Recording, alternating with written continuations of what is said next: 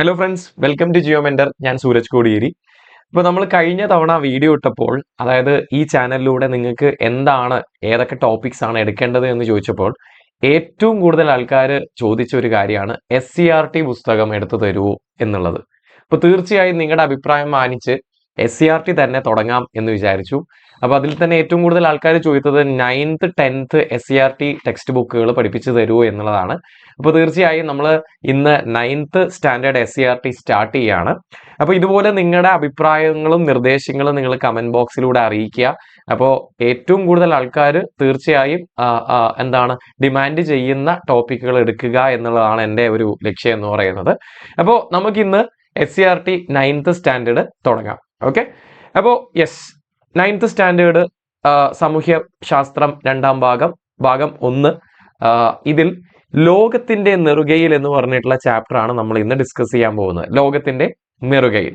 അപ്പൊ ഇതാണ് നമ്മുടെ SCERT പുസ്തകത്തിന്റെ ആദ്യത്തെ ചാപ്റ്റർ ആയിട്ട് വരുന്നത്. ബേസിക്കലി ഇവിടെ ഇന്ത്യയുടെ ഹിമാലയത്തിനെ കുറിച്ചാണ് ഡിസ്കസ് ചെയ്യുന്നത്. അതുകൊണ്ടാണ് ചാപ്റ്ററിന്റെ പേര് ലോകത്തിന്റെ നെറുകയിൽ എന്ന് വന്നത്.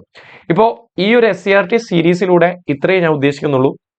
ഞാൻ SCERT വേർഡ് ബൈ വേർഡ് ആയിട്ട് വായിച്ചു പോകും. അതായത് വേർഡ് ബൈ വേർഡ് ആയിട്ട് വായിച്ചു പോകും. ഓരോ പേജിലും എന്താണ് നമുക്ക് നമ്മുടെ PSCക്ക് ചോദിക്കാൻ സാധ്യതയുള്ള ചോദ്യങ്ങൾ എന്ന് മറ്റൊരു പേജിൽ ഞാൻ എഴുതി വെക്കും. അപ്പൊ നിങ്ങൾക്ക് ബേസിക്കലി SCERT വായിച്ചിട്ട് അവിടെ നിന്ന് എങ്ങനെ ക്വസ്റ്റ്യൻസ് വരും എന്ന് വളരെ വ്യക്തമായിട്ട് മനസ്സിലാവുന്ന രീതിയിലാണ് ഞാൻ ഈ ഒരു സീരീസ് സ്റ്റാർട്ട് ചെയ്യുന്നത്. അപ്പൊ നമുക്ക് ലോകത്തിന്റെ നെറുകയിലേക്ക് പോയാലോ? ഓക്കെ, ഹിമാലയാസിലേക്ക് പോവാം. യെസ്, ലോകത്തിന്റെ നെറുകയിൽ ഇതാണ് നമ്മുടെ chapter. SCERT word by word ആയിട്ട് വായിക്കാം. അതിനു മുമ്പായിട്ട് നമ്മുടെ ഇന്ത്യയെക്കുറിച്ച്, വളരെ വലിയൊരു ഭൂപ്രദേശത്തെ കുറിച്ച് വളരെ വലിയൊരു ഒരു പാരഗ്രാഫ് ഇവിടെ കൊടുത്തിട്ടുണ്ട്. ഒന്നുമില്ല, ഇന്ത്യ എന്ന് പറയുന്നത് ജിയോഗ്രഫിക്കലി വളരെ ഡൈവേഴ്സ് ആയിട്ടുള്ള രാജ്യമാണ്. എന്ന് വെച്ചാൽ ഇന്ത്യയിൽ ഓൾമോസ്റ്റ് എല്ലാ തരത്തിലുള്ള ഭൂരൂപങ്ങളും നമുക്ക് കാണാൻ പറ്റും. അതായത് മരുഭൂമികൾ ഉണ്ട്, ഇവിടെ കണ്ടില്ലേ, ഇവിടെ മരുപ്രദേശങ്ങളുണ്ട് പടിഞ്ഞാറ് ഭാഗത്ത് രാജസ്ഥാനിലായിട്ട്. ഉത്തര പർവ്വത മേഖലയുണ്ട്. അതിനുശേഷം നമുക്ക് ഫലഭൂഷ്ടമായ വിശാലമായ ഉത്തര മഹാസമതലം ഉണ്ട്.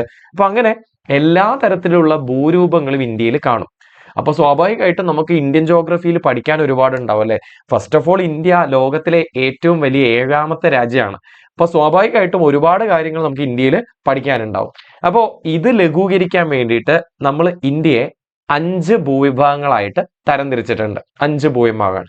ചില പുസ്തകങ്ങൾ ഇപ്പൊ SCERTയിൽ 5 ഭൂവിഭാഗങ്ങളായിട്ടാണുള്ളത്. ചില പുസ്തകങ്ങൾ 6 ഭൂവിഭാഗങ്ങളായിട്ട് നമുക്ക് കാണാൻ സാധിക്കാറുണ്ട്. തീരസമതലങ്ങൾ എന്ന് പറഞ്ഞിട്ട് ദ്വീപുകൾ ഒരു പ്രത്യേക ഭൂരൂപമായിട്ടും കാണാറുണ്ട്. അപ്പൊ ഏതൊക്കെയാണ് ഈ ഭൂരൂപം എന്ന് നമുക്ക് നോക്കാം. അപ്പൊ SCERTയിൽ പറഞ്ഞിരിക്കുന്ന മേജർ പോയിന്റ്സ് ഞാൻ ഈ ഒരു യെല്ലോ ഹൈലൈറ്റർ ഉപയോഗിച്ചിട്ട് ഹൈലൈറ്റും ചെയ്തിട്ടുണ്ട്. അപ്പോൾ നിങ്ങൾക്ക് എളുപ്പത്തിൽ SCERT വായിക്കാം. ആൻഡ് തുടങ്ങുന്നതിന് മുമ്പായിട്ട് ഞാൻ ഒരു കാര്യം പറയാം. നിങ്ങൾ SCERT പുസ്തകം നിങ്ങളുടെ മുന്നിൽ വെച്ച് എൻ്റെ കൂടെ തന്നെ വായിച്ചു പോവുക. ഹൈലൈറ്റ് ചെയ്യാൻ പറ്റുവാണെങ്കിൽ ഒരു ഹൈലൈറ്ററോ അല്ലെങ്കിൽ ഒരു പേനയോ എടുത്തിട്ട് ഹൈലൈറ്റ് ചെയ്ത് പോവുക. ഓക്കെ, അപ്പോൾ ഇത് നമുക്ക് പിന്നീട് റിവിഷന് ആവശ്യമുണ്ട്, അതുകൊണ്ടാണ് പറഞ്ഞത്. ഓക്കെ, അപ്പോൾ ഉത്തരപർവ്വത മേഖല ബേസിക്കലി നമ്മുടെ SCERTയിലെ ഡയഗ്രം തന്നെ. SCERTയിൽ നമ്മുടെ ഇന്ത്യയുടെ ഏറ്റവും വടക്ക് വശത്തായിട്ട് കാണുന്ന ഈ ഒരു ഭൂവിഭാഗത്തെ നമ്മൾ വിളിക്കുന്ന പേരാണ് ഉത്തരപർവ്വത മേഖല. പേരിൽ തന്നെയുണ്ട് ഉത്തരം എന്ന് വെച്ചാൽ നോർത്ത്. നമ്മൾ ജോഗ്രഫിയിൽ ഉത്തരം എന്ന് വെച്ചാൽ നോർത്ത്. വളരെ ബേസിക് ആയിട്ടാണ് ഞാൻ പറഞ്ഞു പോകുന്നത്. ഏതൊരു സാധാരണ ജോഗ്രഫി ഒട്ടും അറിയാത്ത, ജോഗ്രഫിയാണ് ഏറ്റവും ടഫസ്റ്റ് എന്ന് വിചാരിച്ചിരിക്കുന്നവരെ ഫോക്കസ് ചെയ്തിട്ടാണ് ഞാൻ ക്ലാസ് മുന്നോട്ട് പോവുക. ഫ്രം ദ ബേസിക്സ് ആയിരിക്കും നമ്മൾ പോവുക. അപ്പോൾ ഈ ജോഗ്രഫിയിൽ ഉത്തരം എന്ന് വെച്ചാൽ വടക്ക്, നോർത്ത് എന്നാണ് അർത്ഥം. അതുപോലെ ദക്ഷിണം എന്ന് വെച്ച് കഴിഞ്ഞാൽ സൗത്ത് അഥവാ തെക്ക് എന്നാണ് അർത്ഥം. ഇനി പൂർവം എന്ന് വെച്ചാൽ കിഴക്ക് എന്നാണ് അർത്ഥം. പൂർവം എന്ന് വെച്ചാൽ കിഴക്ക് അഥവാ ഈസ്റ്റ് എന്നാണ് അർത്ഥം. ഇനി പശ്ചിമം എന്ന് വെച്ച് കഴിഞ്ഞാൽ പടിഞ്ഞാറ് എന്നാണ് അർത്ഥം, അഥവാ വെസ്റ്റ് എന്നാണ് അർത്ഥം. അപ്പോ ഉത്തര പർവ്വത മേഖല നിങ്ങൾ തന്നെ പറഞ്ഞോളൂ, വടക്കുള്ള ഹിമാലയ പർവ്വതം ഉൾപ്പെടുന്ന ഈ ഒരു മേഖല, ഇതാണ് ആദ്യത്തെ ഭൂവിഭാഗം. ഓക്കെ, ഇനി നമുക്ക് രണ്ടാമത്തെ ഭൂവിഭാഗത്തിലേക്ക് പോകാം. രണ്ടാമതായിട്ട് പറഞ്ഞത് ഉത്തരേന്ത്യൻ മഹാസമതലമാണ്. ഈ കാണുന്ന ഭാഗത്തെയാണ് നമ്മൾ ഉത്തരേന്ത്യൻ മഹാസമതലം എന്ന് വിളിക്കുന്നത്. ഈ ഒരു എൻറ്റയർ ഭാഗം ഉൾപ്പെട്ട ഈ ഒരു ഭാഗത്തെയാണ് ഉത്തര മഹാസമതലം എന്ന പേരിൽ നമ്മൾ വിളിക്കുന്നത്. അപ്പൊ ഇവിടെ നമുക്ക് ഗംഗയും സിന്ധുവും അതുപോലെ ബ്രഹ്മപുത്രയൊക്കെ ഉണ്ടാക്കിയ ഏറ്റവും പ്രധാനപ്പെട്ട ഒരു എക്കൽ ഭൂവിഭാഗമായിട്ടാണ് കാണാറ്. അപ്പോൾ ഇതാണ് ഉത്തര മഹാസമതലം. ഇനി നമുക്ക് പേരൊന്ന് നോക്കാം. ഉത്തര എന്ന് വെച്ചാൽ നോർത്ത് ഇന്ത്യയിലല്ലേ, കണ്ടല്ലോ, നോർത്ത് ഇന്ത്യയിലാണ്. ഇനി മഹ എന്ന് പറയാനുള്ള കാരണം ഇത് വളരെ വലിയൊരു സമതലമാണ്. ലോകത്തിലെ ആക്ച്വലി ഏറ്റവും വലിയ സമതലമാണ് നമ്മുടെ ഉത്തര മഹാസമതലം. കാരണം ഇപ്പൊ ഈ കാണുന്നതല്ല, ബേസിക്കലി ഇതിന്റെ കൂടെ നമ്മുടെ ബംഗ്ലാദേശിലും ഇതിന്റെ ബാക്കിയുണ്ട്, അതുപോലെ പാകിസ്ഥാനിലും ഇതിന്റെ ബാക്കി ഭാഗമുണ്ട്.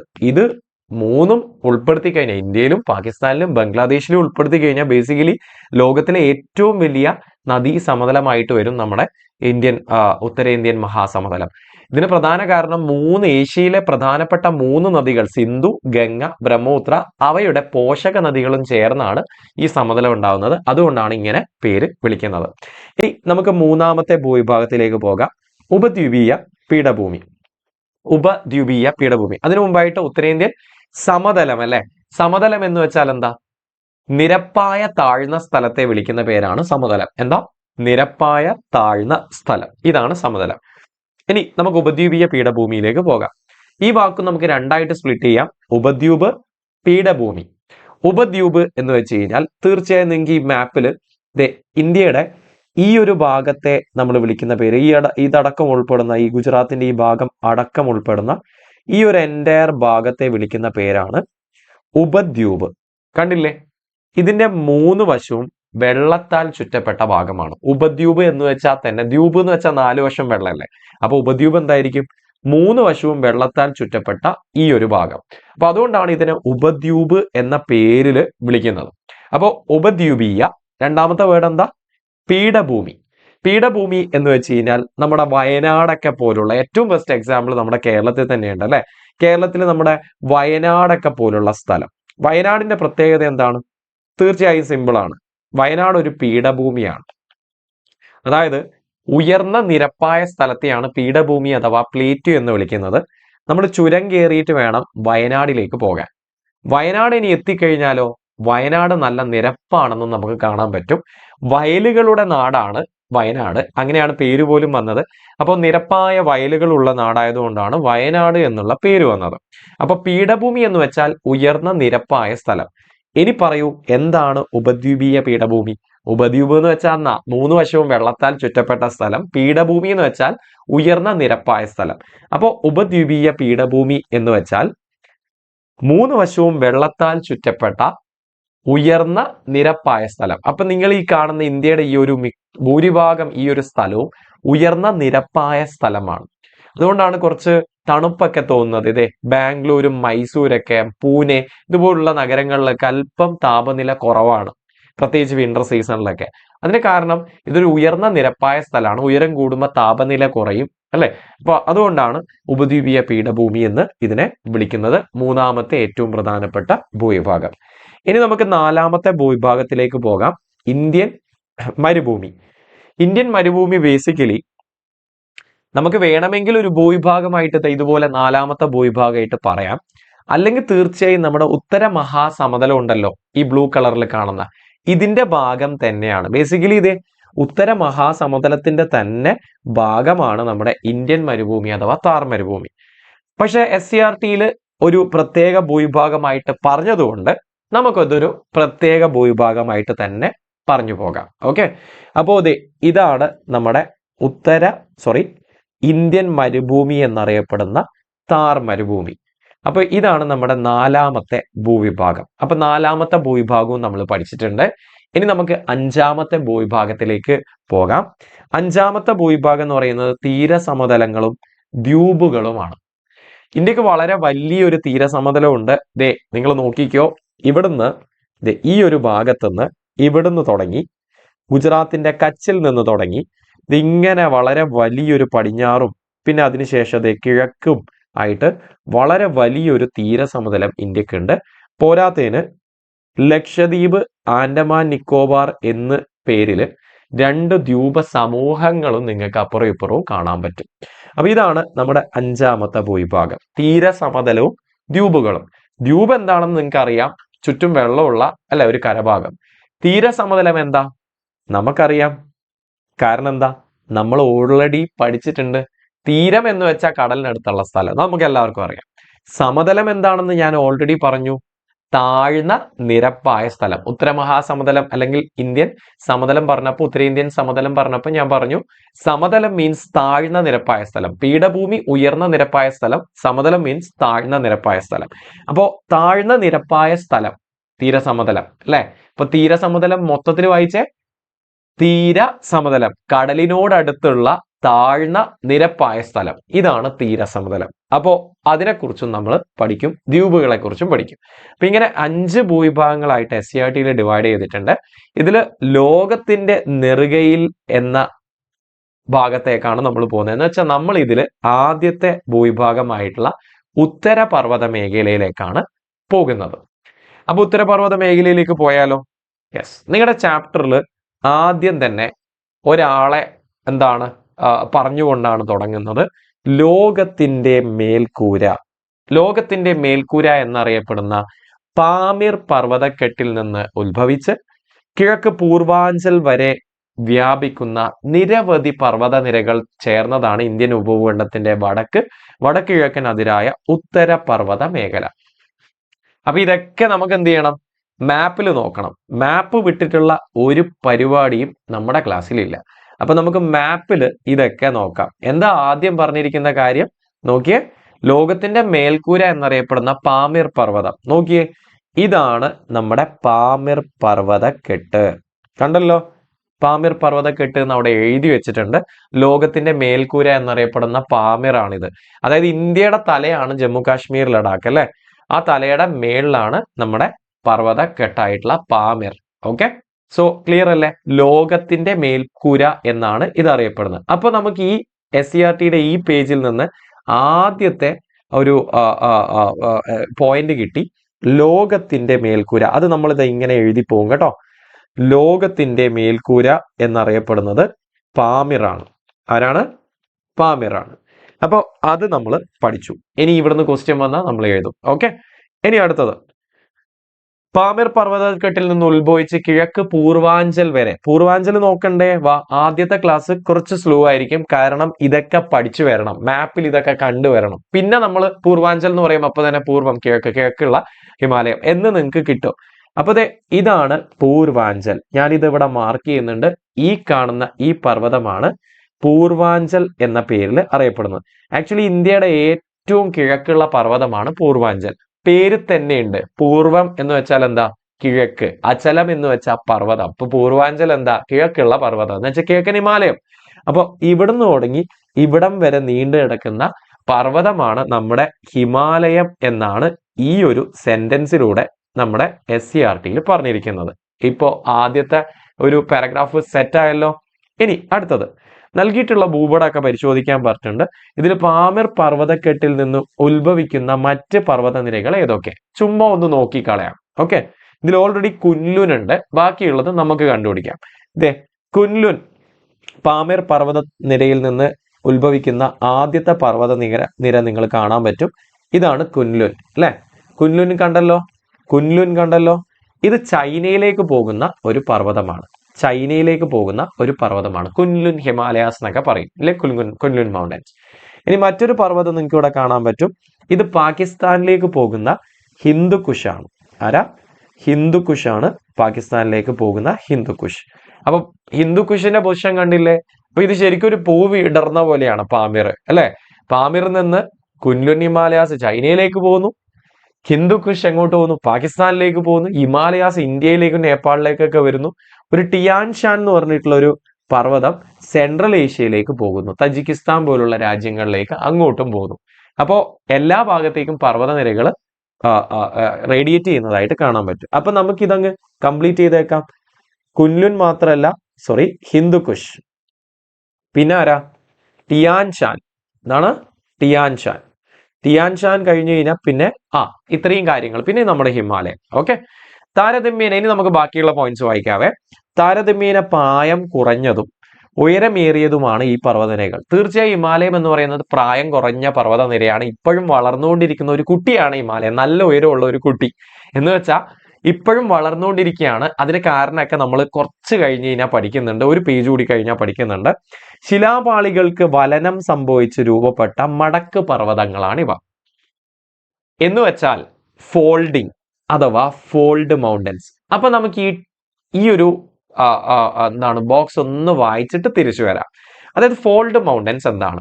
എടാ, രണ്ട് ഫലകങ്ങൾ, ശിലാഫലകങ്ങൾ, അതായത് ഭൂവൽക്കത്തിലെ ശിലാപാളികൾ എന്ന് വെച്ചാൽ നമ്മളൊക്കെ നമ്മുടെ വീടും നമ്മുടെ ഇന്ത്യയൊക്കെ നിൽക്കുന്നത് ഒരു ശിലാഫലകത്തിന്റെ മുകളിലാണ്. ഇതൊരു വലിയൊരു സ്ലാബാണെന്ന് നിങ്ങൾ വിചാരിക്കുക. ഇന്ത്യയുടെ അത്രയും വലിപ്പമുള്ള ഒരു സ്ലാബ്. ഈ സ്ലാബ് തൊട്ട് വടക്കുള്ള യൂറോപ്പും ഏഷ്യയും ചേർന്ന വലിയൊരു സ്ലാബ്, വളരെ വലിയൊരു സ്ലാബ് ആയിട്ടുള്ള യുറേഷ്യൻ സ്ലാബിലേക്ക് ഇടിച്ചു കയറുവാണ്. അപ്പൊ രണ്ട് സ്ലാബുകൾ ഇടിക്കുകയാണ്. അതായത് രണ്ട് സാധനങ്ങൾ തമ്മിൽ ഇടിക്കുന്ന സമയത്ത് അവിടെ എന്താവും? ഇങ്ങനെയുള്ള ഫോൾഡുകൾ ഉണ്ടാവും, മടക്കുകൾ ഉണ്ടാവും. അങ്ങനെയുള്ള മടക്കുകളാണ് ഇപ്പൊ നമുക്ക് ഹിമാലയ മടക്ക് പർവ്വതങ്ങളായിട്ട് കാണപ്പെടുന്നത്.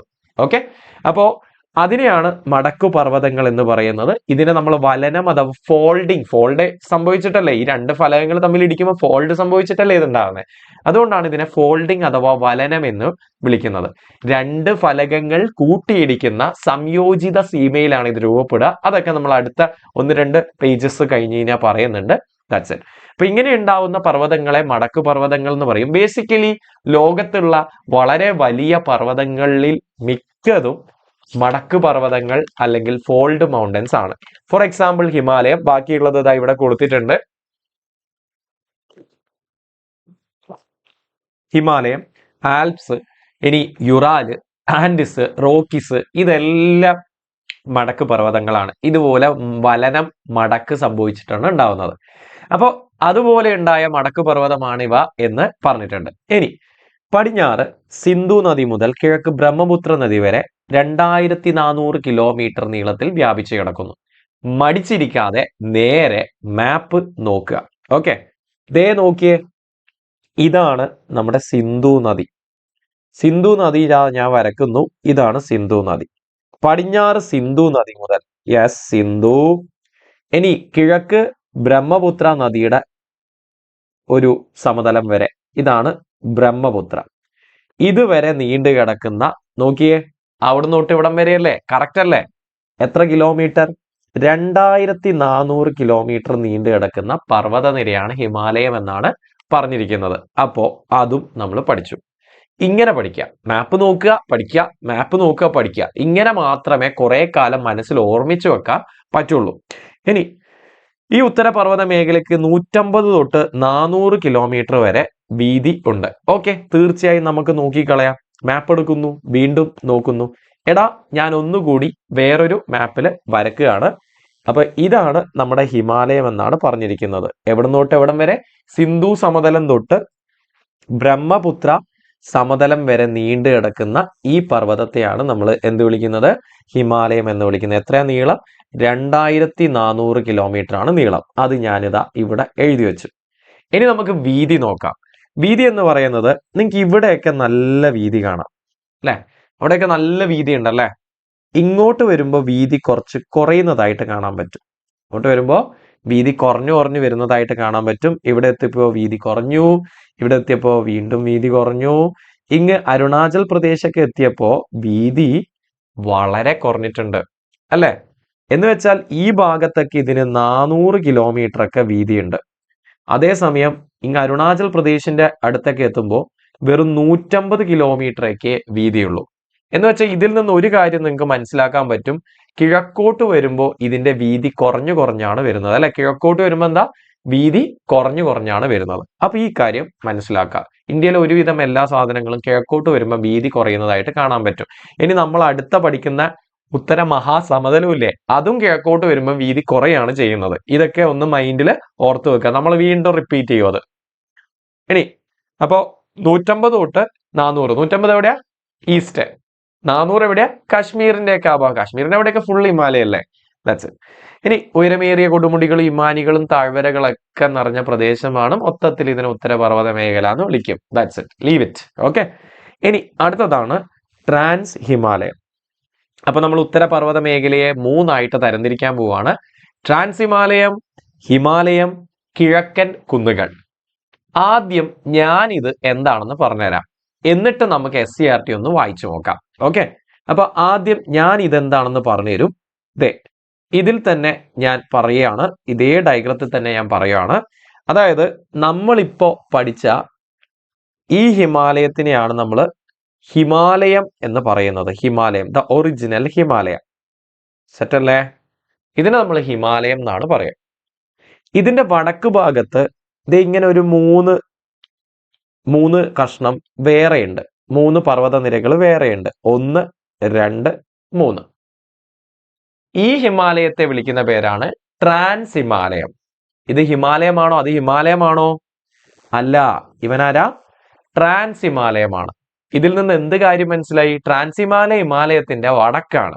അപ്പോ ട്രാൻസ് ഹിമാലയം എന്ന് കുറെ കാലമായില്ലേ കേൾക്കുന്നേ? അപ്പൊ എന്താന്ന് പിടികിട്ടിയില്ലേ? ഹിമാലയത്തിന്റെ വടക്കുള്ള ഹിമാലയത്തെ ആ ഒരു ചെറിയ കഷ്ണത്തിനെ വിളിക്കുന്ന പേരാണ് ട്രാൻസ് ഹിമാലയ. ഇന്ത്യയിൽ എവിടെയാ? ഇന്ത്യയുടെ തലയിൽ, കാശ്മീർ, ലഡാക്ക് ഭാഗത്ത്. ഇന്ത്യയുടെ തലയല്ലേ ലഡാക്ക്, കാശ്മീർ. അപ്പൊ ഇന്ത്യയുടെ തല നിങ്ങൾ എടുക്കുവാണെങ്കിൽ ഇത് നിങ്ങളുടെ ഇന്ത്യയുടെ തല കാശ്മീർ, ലഡാക്ക്, ജമ്മു കാശ്മീർ, ലഡാക്ക് ആണെന്ന് വിചാരിക്കാം. ഇന്ത്യയുടെ തലയിൽ വെച്ച ഒരു ഭസ്മക്കുറിയാണ് ട്രാൻസ് ഹിമാലയം. നമ്മുടെ പൂജാരിമാരൊക്കെ വെക്കുന്നത് പോലെ ഒരു ഭസ്മക്കുറി വെച്ചിട്ടുണ്ട്. അതാണ് ട്രാൻസ് ഹിമാലയം. ഇനി ട്രാൻസ് ഹിമാലയം കേൾക്കുമ്പോൾ ഞാൻ ഈ പറയുന്ന കോഡ് കൂടി ഓർക്കുക. ക ല സ. എന്താ? ക ല സ. ഇതാണ് ട്രാൻസ് ഹിമാലയം. ക ല സ. പറഞ്ഞേ. കാരക്കോറം, ലഡാക്ക്, സസ്കർ. അപ്പൊ കാരക്കോറും ലഡാക്കും സസ്കറും ചേർന്ന ഇതിനെയാണ് ട്രാൻസ് ഹിമാലയം എന്ന് പറയുന്നത്. ഇത് ഹിമാലയത്തിന്റെ വടക്കാണ്. അപ്പോ ഇത് മനസ്സിലായല്ലോ. ഉത്തരപർവ്വത മേഖലയെ 3ആയിട്ട് തരംതിരിക്കുന്നതിൽ ആദ്യത്തെ ട്രാൻസ് ഹിമാലയം മനസ്സിലായില്ലേ? ഇനി ഓർമ്മ വരില്ലേ? ട്രാൻസ് ഹിമാലയം എന്ന് കേൾക്കുമ്പോൾ ഈ നമ്മുടെ ജമ്മു കാശ്മീരിന്റെ മേളിലുള്ള ആ ഒരു ഭസ്മക്കുറി കാലാസ, കാരക്കോറം, ലഡാക്ക്, സസ്കർ. വടക്കേ അറ്റത്ത് ആരാ? ക ല സ. കാരക്കോറം. തെക്കേ അറ്റത്ത് ഏതാ? ക ല സ ഫോർ സസ്കർ. എനിക്ക് കാക്കും സാക്കും ഇടയിലുള്ളത് ആരാ? ലഡാക്ക്. ലഡാക്ക് ഏത് പർവ്വത നിരകളുടെ ഇടയിലാണെന്ന് എനിക്ക് ക്വസ്റ്റ്യൻ വന്ന് എഴുതൂലേ? എന്ത് ചെയ്താൽ മതി? കോഡ് ആലോചിച്ചാൽ മതി. ക ല സ. കാക്കും സാക്കും ഇടയില. അപ്പോ ദിസ് ഇസ് ലഡാക്ക്. അപ്പൊ ഇതാണ് മൊത്തത്തിൽ ട്രാൻസ് ഹിമാലയം എന്ന് പറയുന്നത്.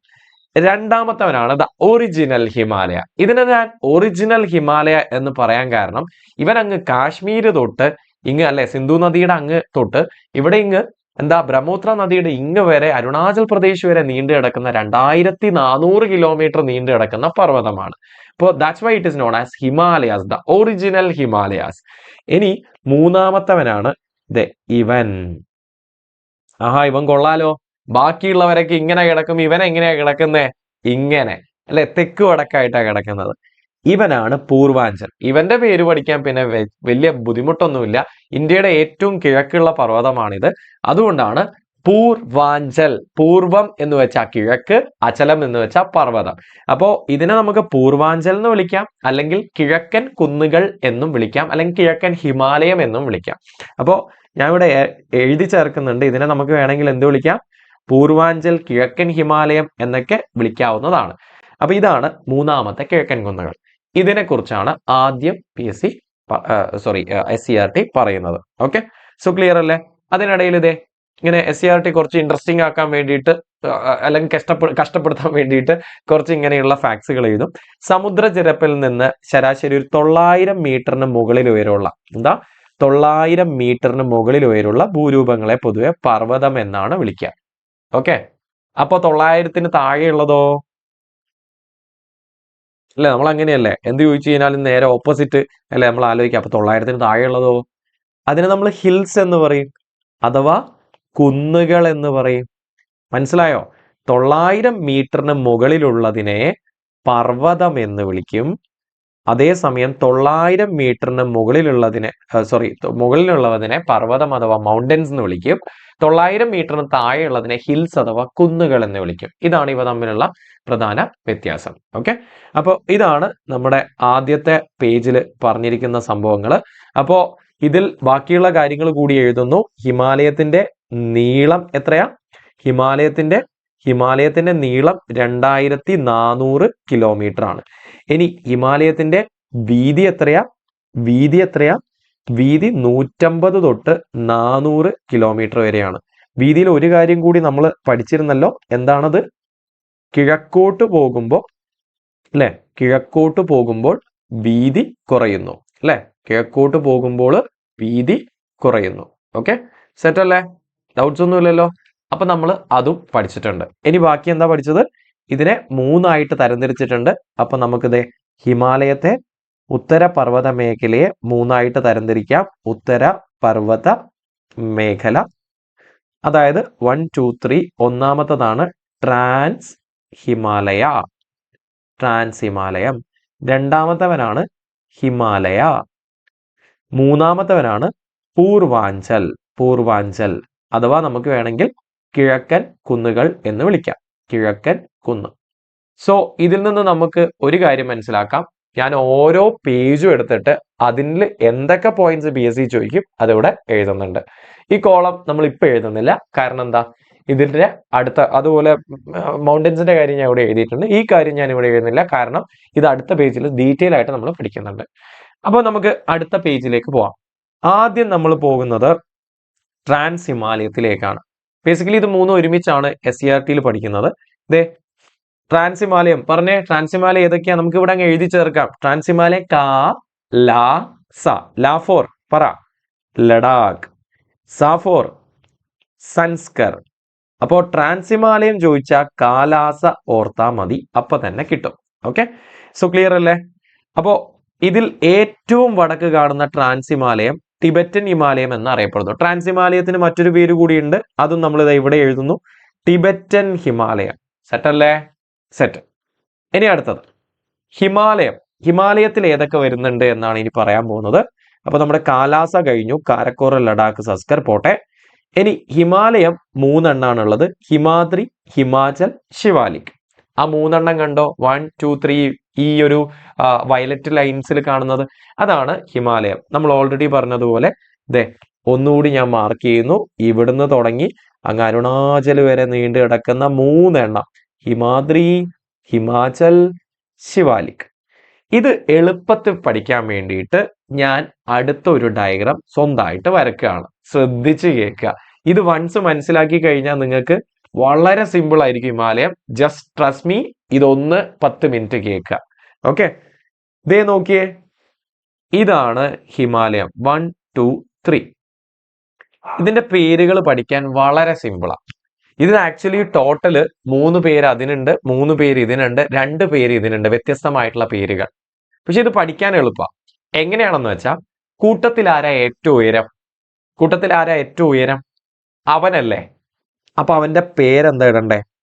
അവന് പറ്റിയ പേരായിട്ടിരിക്കുന്നത് greater Himalaya. Because this is the greatest Himalaya. ഏറ്റവും ഉയരം ചെന്ന ഹിമാലയം ഇതാണ്. അപ്പൊ ഇവന്റെ പേരെന്താ? അവൻ ഗ്രേറ്റർ അല്ലേ. അപ്പൊ ഇവനെന്താ പേരിടണ്ടേ? സോ ഇവന്റെ പേര് ലെസ്സർ ഹിമാലയ എന്നാണ്. കാരണം ഇവന് 6000 മീറ്റർ ഹൈറ്റ് ഉണ്ട്. അതേസമയം ഇവൻ നേരെ പകുതി 3000 മീറ്റർ മാത്രമേ ഹൈറ്റ് ഉള്ളൂ. ഇതാണ് ഇവ തമ്മിലുള്ള വ്യത്യാസം. ഇനി അടുത്തത്, ഏറ്റവും പുറമേ അല്ലേ ഇവൻ. അതുകൊണ്ട് ഇവനെ വിളിക്കുന്ന പേര് ഏറ്റവും പുറമേ അല്ലേ, ഏറ്റവും സൗത്ത് അല്ലേ. അതുകൊണ്ട് ഇവനെ ഔട്ടർ, പുറമേയുള്ള ഔട്ടർ മോസ്റ്റ് ഹിമാലയ ആയതുകൊണ്ട് ഔട്ടർ ഹിമാലയ എന്നാണ് വിളിക്കുന്നത്. ഇവന് ഏകദേശം ഒരു 1220 മീറ്റർ ഉയരമുണ്ട് എന്നാണ് നമ്മുടെ SCERT പറഞ്ഞിരിക്കുന്നത്. അറൌണ്ട് ഒരു 1200 മീറ്റർ. ഓക്കെ, ഇവൻ ഔട്ടർ അല്ലേ. ലിസൺ കെയർഫുള്ളി, ശ്രദ്ധിച്ച് കേൾക്കുക. ഇവൻ ഔട്ടർ അല്ലേ. അപ്പൊ അവന്റെ മറ്റൊരു പേരെന്തായിരിക്കും ഗ്രേറ്ററിന്റെ? ഇവൻ ഔട്ടർ ആയതുകൊണ്ട് അവനെ ഏറ്റവും ഉള്ളിലല്ലേ. അപ്പൊ അവനെ നമുക്ക് മറ്റൊരു പേരിലും കൂടി വിളിക്കാം, inner Himalaya. So inner Himalaya, outer Himalaya. ഇനി 2 പേരുടെ ഇടയിലല്ലേ ലെസർ ഹിമാലയം. അപ്പൊ ഇവനെ നമുക്ക് മറ്റൊരു പേരിൽ വിളിക്കാം, മിഡിൽ ഹിമാലയ. അപ്പൊ പേരുകൾ എത്ര സിമ്പിൾ ആയിട്ട് നമ്മൾ പഠിച്ചു അല്ലെ? കഴിഞ്ഞില്ല. എടാ 6000 മീറ്റർ ഉണ്ടല്ലേ ഉയരം. നമുക്ക് നല്ല ഉയരമുള്ള ഏത് പർവ്വതത്തിൽ പോയാലും, ലോകത്തിലെ ഏത് പർവ്വതത്തിൽ നല്ല ഉയരമുള്ള പർവ്വതത്തിൽ എന്ന് വെച്ചാൽ ഒരു 4000 മീറ്റർ ഉയരമുള്ള പർവ്വതമാണെങ്കിൽ അവിടെ മഞ്ഞ് അഥവാ ഐസ് ഉറപ്പായിട്ട് നിങ്ങൾക്ക് കാണാൻ പറ്റും. അപ്പോൾ ഹിമാദ്രിയുടെ മുകളിൽ നമുക്ക് എപ്പോഴും മഞ്ഞ് മൂടി കിടക്കുന്നത് കാണാം. ഇതിന് കാരണം ഇവന്റെ ഹൈറ്റ് ആണ്. കാരണം നമുക്ക് ഓൾറെഡി അറിയാം, ഇല്ലെങ്കിൽ നിങ്ങൾ പഠിച്ചോളൂ, ഹൈറ്റ് കൂടുന്ന സമയത്ത് ഹൈറ്റ് അഥവാ ആൾട്ടിറ്റ്യൂഡ് കൂടുന്ന സമയത്ത് ടെമ്പറേച്ചർ എന്ത് ചെയ്യും? കുറയും. നമ്മൾ മൂന്നാർ എന്തിനാ പോകുന്നത്? തണുക്കാനല്ലേ. മൂന്നാർ നല്ല ഉയരത്തിലല്ലേ. ഉയരം കൂടുമ്പോൾ താപനില കുറയും. അപ്പോൾ താപനില കുറഞ്ഞ് ഒരു 4000 മീറ്ററിന് മുകളിൽ പോയാൽ 0ന് താഴെയായിരിക്കും ടെമ്പറേച്ചർ. എന്ന് വെച്ചാൽ ഇവൻ എപ്പോഴും മഞ്ഞ് മൂടി കിടക്കും. അതുകൊണ്ടാണ് ഇവനെ ഹിമാദ്രി എന്ന് വിളിക്കുന്നത്? ഹിമത്തിന്റെ അദ്രി എന്ന് വെച്ചാൽ മഞ്ഞ് മൂടി കിടക്കുന്ന പർവ്വതം. അപ്പൊ ആ ഒരു പേര് ഓർക്കുക, ഹിമ അദ്രി. അദ്രി എന്ന് വെച്ചാൽ പർവ്വതം, ഹിമം എന്ന് വെച്ചാൽ മഞ്ഞ്. അപ്പൊ മഞ്ഞ് മൂടി കിടക്കുന്ന പർവ്വതം എന്ന് ഇവനെ വിളിക്കുന്നത് അതുകൊണ്ടാണ്. ഇതാണ് ഹിമാദ്രി. അവന്റെ പേര് ഹിമാദ്രി എന്നായതുകൊണ്ട് ഇവന്റെ പേര് പഠിക്കാൻ എളുപ്പ, ഹിമാചൽ. അപ്പൊ അവൻ ഹിമാദ്രി, ഇവൻ ഹിമാചൽ. ഏറ്റവും പുറമേയുള്ള ഔട്ടർ ഹിമാലയെ നമ്മൾ ശിവാലിക് എന്നാണ് വിളിക്കുക. എന്താ? ശിവാലിക് അഥവാ സിവാലിക്, മലയാളത്തിൽ സിവാലിക്. ശിവന്റെ ജടാധര അല്ലെങ്കിൽ മുടിയുമായിട്ടാണ് ഇതിനെ കമ്പയർ ചെയ്തിരിക്കുന്നത്. അങ്ങനെയാണ് അതിന് പേര് വന്നത്.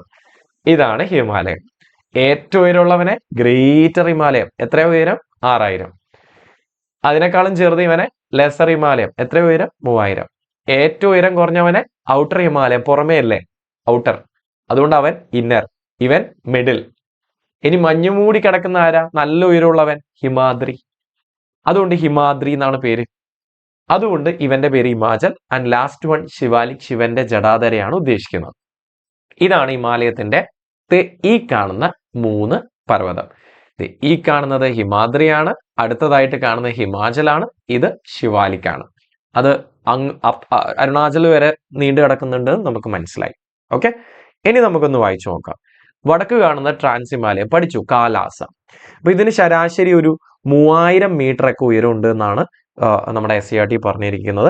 40 കിലോമീറ്റർ വീതി, അതുപോലെ 965 കിലോമീറ്റർ നീളമുണ്ട് എന്നൊക്കെ നമ്മൾ ഇവിടെ പറഞ്ഞിരിക്കുന്നു. ഈ കാരക്കോർ, ഇതിലെ ഏറ്റവും വടക്കുള്ള കാരക്കോറം പാമിറുമായിട്ട് ചേരുന്നുണ്ട് പറഞ്ഞിട്ടുണ്ട്. അപ്പോ നമുക്ക് ഏതായാലും ഈ ഒരു ഡയഗ്രാം ഒന്ന് കംപ്ലീറ്റ് ചെയ്തതിന് ശേഷം ബാക്കി ഡീറ്റെയിൽസ് പറയാം. ഹിമാദ്രി, ഹിമാചൽ, അതുപോലെ അടുത്താര ശിവാലിക്. ഇനി കിഴക്കൻ കുന്നുകളിലേക്ക് നമ്മൾ പോകും. അത് നമ്മൾ ഡീറ്റെയിൽ ആയിട്ട് അടുത്തതിലേക്ക് പറയും. ഇനി പിക്ചറിൽ ഞാൻ കാണിച്ചു തരാം. ഇതാണ് നമ്മുടെ കിഴക്കൻ കുന്നുകൾ. ഇതിന് ഓരോ സംസ്ഥാനങ്ങളിൽ ഓരോ പേരാണ് വിളിക്കുന്നത്. ഇപ്പൊ നാഗാലാൻഡിൽ നാഗാ ഹിൽസ്, മണിപ്പൂരിൽ മണിപ്പൂരി ഹിൽസ്, മിസോറാമിൽ മിസോ ഹിൽസ്. പക്ഷെ അരുണാചൽ പ്രദേശിൽ മാത്രം ഇവന് വലിയൊരു പേരുണ്ട്, പത്കൈബൂം. അപ്പൊ അരുണാചലിലെ ആ പേര് മാത്രം ഓർത്താൽ മതി എന്ന് സാരം. പത്കൈബൂം എവിടെയാ? അരുണാചൽ പ്രദേശിൽ വിളിക്കുന്ന പേരാണ്. സെറ്റല്ലേ? ഓക്കെ അല്ലേ? അപ്പൊ ഈ പേജിൽ എന്താ നമ്മൾ പഠിച്ചേ? പറയൂ, നമുക്ക് എഴുതാലോ. പേജിൽ പഠിച്ച കാര്യം നമ്മൾ എഴുതും. അപ്പോ ട്രാൻസ് ഹിമാലയം 3 എണ്ണം ഉണ്ടെന്ന് പഠിച്ചു. ട്രാൻസ് ഹിമാലയാസ് 3 എണ്ണം ഉണ്ടെന്ന് പഠിച്ചു. ഇനി ഹിമാലയാസ് 3 എണ്ണം ഉണ്ടെന്ന് പഠിച്ചു. ആൻഡ് പൂർവാഞ്ചലും ഉണ്ടെന്ന് പഠിച്ചു. ട്രാൻസ് ഹിമാലയാസ് 3 എണ്ണം ഞാൻ ഡീറ്റെയിൽ ആയിട്ട് ഇനി പറയുന്നില്ല. സ. ഹിമാലയാസും 3 എണ്ണം. പല പേരുകൾ ഞാൻ ഓൾറെഡി ഈ ഒരു മാപ്പിൽ പറഞ്ഞു തന്നിട്ടുണ്ട്. ഞാൻ മേജർ ആയിട്ടുള്ള ഈ 3 പേരെ എഴുതുന്നുള്ളൂ. ഹിമാദ്രി, പിന്നെ ആരാ? ഹിമാചൽ, അതുപോലെ സിവാലിക്. സെറ്റ് അല്ലേ? ഡൗട്ട്സ് ഒന്നും ഇല്ലല്ലോ. And last one is Purvanchal. അപ്പൊ ഇങ്ങനെയുള്ള ഒരു ക്ലാസിഫിക്കേഷൻ ആണ് ഹിമാലയത്തിന്റെ ഈ ഒരു പേജിൽ കൊടുത്തിരിക്കുന്നത്. ഇതിൽ ട്രാൻസ് ഹിമാലയത്തിന്റെ കാര്യം മാത്രം ഇവിടെ പറഞ്ഞിട്ടുണ്ട്. അപ്പോൾ നമുക്ക് അതുകൂടി ഒന്ന് ഈ പേജിൽ തന്നെ അങ്ങ് എഴുതി വെക്കാം. അടുത്ത പേജിലായിട്ട് എഴുതി വെക്കാം. ട്രാൻസ് ഹിമാലയത്തിന്റെ എന്ത് ഫീച്ചറാണ് പറഞ്ഞത്? ട്രാൻസ് ഹിമാലയം 3 എണ്ണം ഉണ്ട്, കാരക്കോറം, ലഡാക്ക്, സസ്കർ എന്ന്. ഇനി ട്രാൻസ് ഹിമാലയത്തിന്റെ നീളവും വീതിയും പറഞ്ഞിട്ടുണ്ട്. അതുകൂടി നമുക്കൊന്ന് എഴുതി വെക്കാം. നീളം എത്രയാ പറഞ്ഞത്? നീളം 965 കിലോമീറ്റർ ആണ് എന്നാണ് പറഞ്ഞത്. അതുപോലെ വീതി പറഞ്ഞിരിക്കുന്നത് 40 കിലോമീറ്റർ ആണ്. അപ്പോൾ വീതി എന്ന് പറയുന്നത് 40 കിലോമീറ്റർ, നീളം എന്ന് പറയുന്നത് 965 കിലോമീറ്റർ ആണ്. ഇനി ഉയരവും SCERT പറഞ്ഞിരിക്കുന്നത് 3000 മീറ്റർ എന്നാണ്. അപ്പൊ ഇത്രയും കാര്യങ്ങളാണ് നിങ്ങൾ ഈ ഒരു പേജിൽ ഉള്ളത്. ഓക്കെ, ഇനി ഇതിന്റെ വീതിയും നീളവും അറിഞ്ഞില്ലെങ്കിലും ഹിമാലയത്തിന്റെ 2400, 150 തൊട്ട് 400 കിലോമീറ്റർ വരെ എന്നുള്ള വീതി മറന്നു പോകരുത്. സെറ്റ് അല്ലേ? അപ്പോൾ നമ്മൾ ട്രാൻസ് ഹിമാലയാസ് വരെ ഇന്ന് പഠിച്ചു. ഈ ചാപ്റ്ററിന്റെ അഥവാ ഈ ഒരു ചാപ്റ്ററിന്റെ ഈ ഒരു അടുത്ത പേജ് നമ്മൾ അടുത്ത ക്ലാസ്സിൽ കവർ ചെയ്യും. അപ്പൊ ഇതൊരു സീരീസ് ആയിട്ടായിരിക്കും നമ്മുടെ ഈ ഒരു SCERT സീരീസ് പോകുന്നത്. നിങ്ങൾ 1 by 1 ആയിട്ട് ഒരു പ്ലേലിസ്റ്റ് ഞാൻ ക്രിയേറ്റ് ചെയ്യാം യൂട്യൂബിൽ, ഈ ഒരു ചാനലിൽ തന്നെ. അപ്പോൾ ഓരോന്നായിട്ട് 1 by 1 ആയിട്ട് കാണാം. അപ്പൊ ഇന്ന് നമ്മൾ എന്താ പഠിച്ചത്? ഹിമാലയം എന്താണ്, മാപ്പിൽ ഇതിനെയൊക്കെ മനസ്സിലാക്കി, പാമിർ മനസ്സിലാക്കി, പാമിന്ന് കൊണ്ടുവരുന്ന തിരിച്ച് പല വഴിക്ക് പോകുന്ന പർവ്വത നിരകൾ നമ്മൾ മനസ്സിലാക്കി, എന്താണ് ഫോൾഡിങ് എന്ന് പറയുന്നത്, ഫോൾഡ് മൗണ്ടൻസ് എന്ന് പറയുന്നത് മനസ്സിലാക്കി, ഇതിന്റെ നീളവും വീതിയൊക്കെ നമ്മൾ മനസ്സിലാക്കി, നമ്മുടെ ഭൂവിഭാഗങ്ങൾ നമ്മൾ ഫസ്റ്റ് തന്നെ പറഞ്ഞിട്ടുണ്ട്. ഓക്കെ, അപ്പോൾ അടുത്ത ക്ലാസ്സിൽ നമുക്ക് ഇതിന്റെ ബാക്കി ഭാഗം പഠിക്കാം. Okay, yes. അപ്പോൾ okay, thank you so much. കമന്റ്സിലൂടെ നിങ്ങളുടെ നിർദ്ദേശം അറിയിക്കുക. അതിപ്പോൾ നല്ലതായാലും ശരി തെറ്റായാലും നിങ്ങളുടെ എന്തെങ്കിലും ഇമ്പ്രൂവ് ചെയ്യാനുണ്ടെങ്കിൽ അതൊക്കെ നിങ്ങൾ അറിയിക്കണം. കമന്റ് ബോക്സിലൂടെ തീർച്ചയായും നിങ്ങളുടെ അഭിപ്രായം അറിയിക്കുക. കാരണം നിങ്ങൾ കമന്റ് ബോക്സിൽ പറയുന്ന കാര്യം എനിക്ക് ഇമ്പ്രൂവ് ചെയ്യാൻ പറ്റും. അതാണ്, ഇമ്പ്രൂവ്മെന്റിനുള്ള ഒരു സ്കോപ്പ് ഉണ്ട്. ഓക്കെ, അപ്പോൾ നല്ലതാണെങ്കിലും ചീത്തയാണെങ്കിലും കമന്റ് ബോക്സിലൂടെ അറിയാം. I am very happy to hear from you. So thank you so much. Will see in the next session. Bye all of U.